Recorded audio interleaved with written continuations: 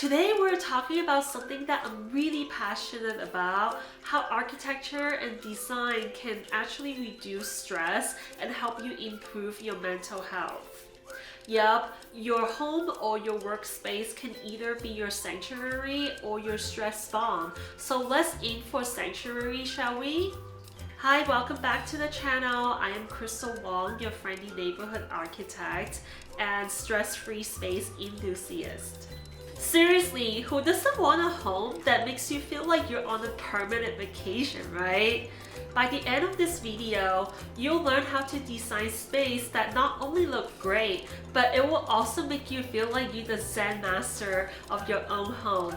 Alright, let's dive in. First, let's talk about open space. Have you ever noticed that when you're in a room with fewer walls or less clutter and you feel so much better? Now, I'm not saying that you need to live in an empty, echoey art gallery unless you're into that, but open spaces is like a breath of fresh air for your brain. Imagine walking into a room where there's a lot of space, less clutter, fewer distractions, and there's a lot of room for your thoughts to roam free. It's like giving your mind a little vacation. So if you're feeling overwhelmed by all the stuff in your house, maybe it's time to do a little decluttering. Now, I'm not saying to go full-on Marie Kondo in your house, alright? But maybe that extra pile of I'll deal with it later can be dealt with right now. The equation goes like this. Less clutter equals more mental clarity, which is equal to more moments. But wait, not everyone wants a giant, open, empty space, right? And sometimes you want to feel cozy, protected, like a little burrito in a blanket, and that's when compartmentalized spaces come in.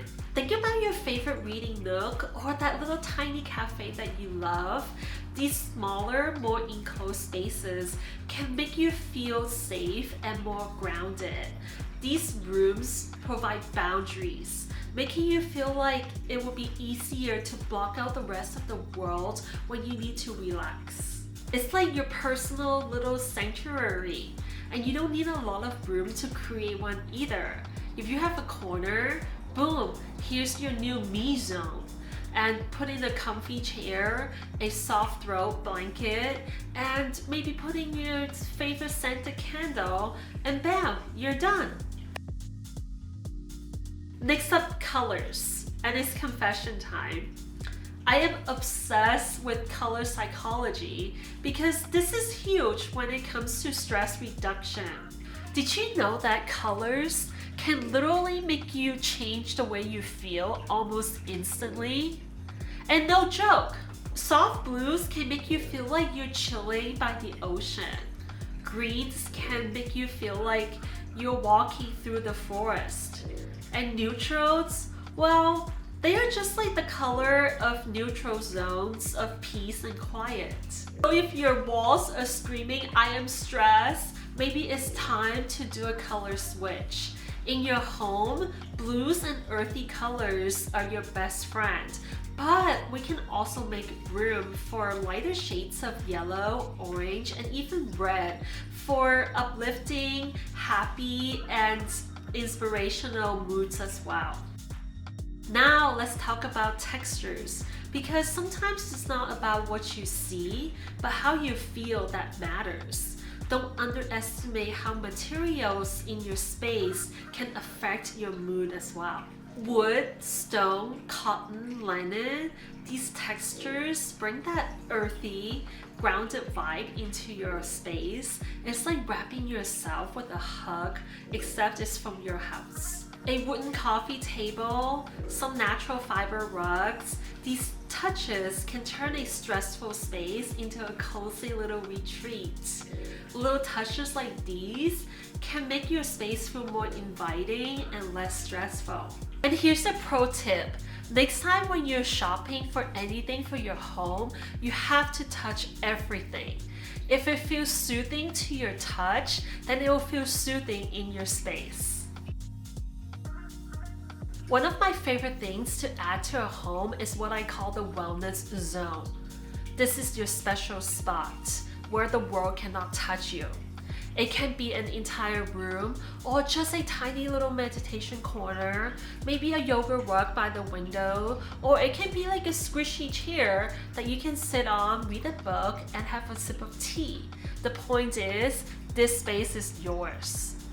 And when you set aside a dedicated space for relaxation, it becomes easier for you to switch off the chaos of your life. It's like a mental do not disturb sign for your brain.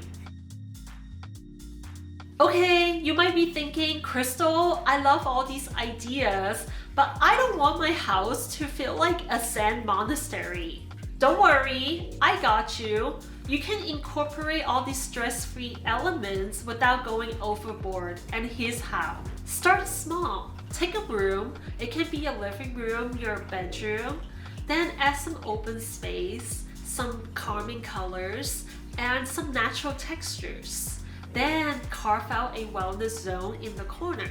You don't have to overhaul your whole entire house in one weekend. Trust me.